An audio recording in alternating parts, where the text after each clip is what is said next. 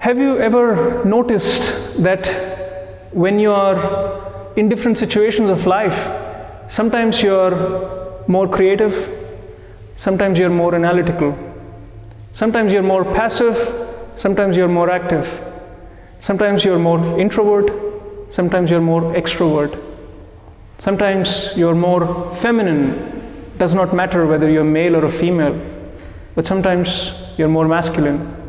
Does not matter whether you're male or a female. Has this happened to you as well? Please raise your hands. Why does this happen?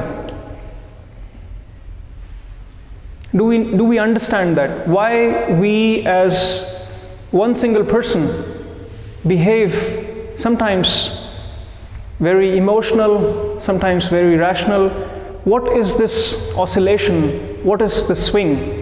What are these two forces? What are these opposites that act in us?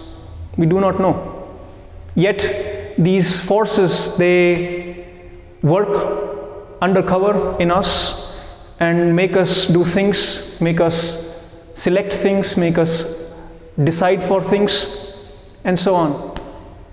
Today we are going to enter into a topic which is very intricate, very subtle. It's Kundalini Yoga, it's Swara Yoga. These philosophies, these concepts were designed thousands of years ago, even before when we had any instruments to actually measure anything.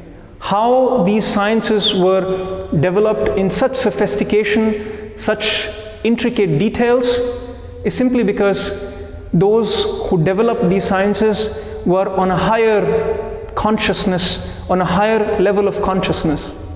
Today, in science, when we want to validate something, we want that thing to be physical, we want it to be measurable. But before, we did not want everything to be measurable. We did not want everything to be physical. So the consciousness in which these concepts were built, that was somewhat different, there was someone higher. What we are going to discuss and experience and go into today, you do not have to believe it. Just take it as an assumption, take it as a concept, allow yourself to be open to the concept. Maybe it just does not remain as a concept. Maybe it turns into your experience. So whatever goes through your consciousness, remain honest to that, remain open to that, and see what happens. For this session, we are going to find this answer of why this swing is happening from A to B, from emotional to rational, from illogical to logical, and so on. Why is this happening? We are going to find the answer to this in yoga, in Kundalini Yoga, in Swara Yoga. There are two forces that are acting on us which we are not aware of. They are a part of our system, whether we are aware of it or not aware of it. In yoga, these forces are known as Ida and Pingala. This is a part of just a framework of understanding our energy system, our pranic energy system, how our entire body, mind, and all its energies are organized. So take it just for the sake of understanding that all that is affecting the left side of the body is physically left side of the body, and mentally the creativity, the emotion, the passive, the feminine, that all that force, if you summarize that force, you can call it as Ida for yoga. And the right side, which is the male, the aggressive, the analytical, the active, all that force, all that energy, you can summarize this as Pingala. This is the same in Chinese or Asian traditions known as the yin and yang. In Hindu systems, it's known as the Shiva and the Shakti.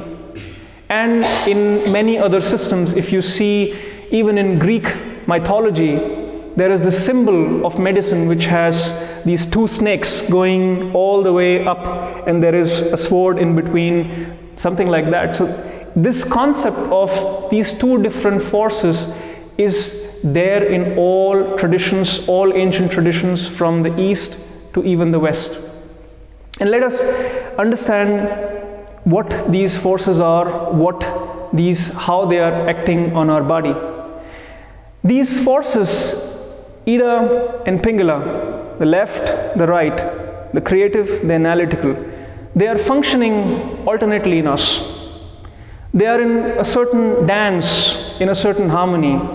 Sometimes Ida is leading, more dominant. Sometimes Pingala is leading, more dominant. When Ida is dominant, you're more creative. You're more passive, you're more feminine, you're more emotional, you're more intuitive.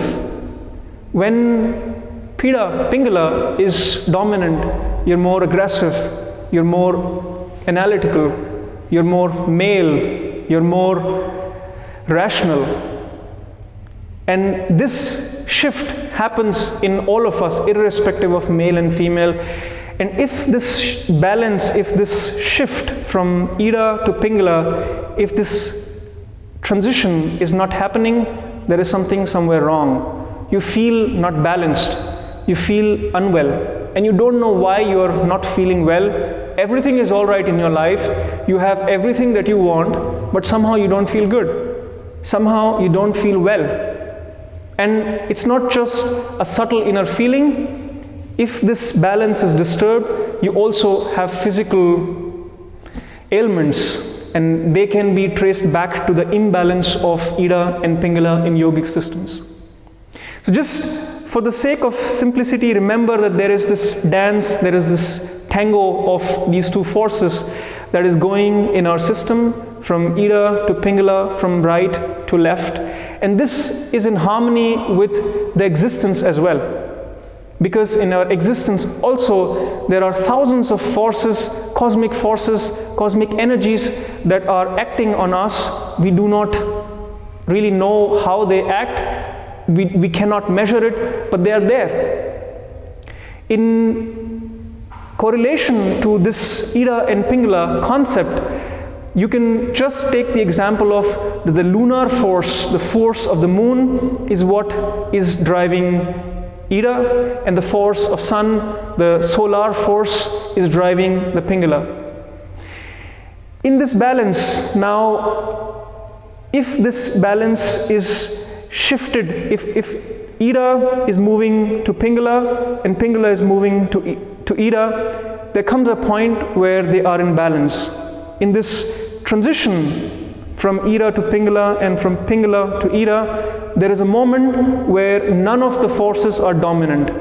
And when that happens, a third channel opens up in our energy system, which runs from the bottom of our spine to the very top on our head. And that channel is known as Sushmana. This is one of the goals of yoga, to bring a balance in these two energies, so that you can channel your energy through the middle channel, which runs in this column, this vertical column through your spine, not present physically, but on the level of pranic energy, and the energy is reaching to the top, and all its implications, all its descriptions which you read of illumination, of enlightenment, and so on. So this is one of the goals of yoga, where they use the mechanics of these two energies to somehow alter these energies, somehow play with these energies to create a balance between Ida and Pingala.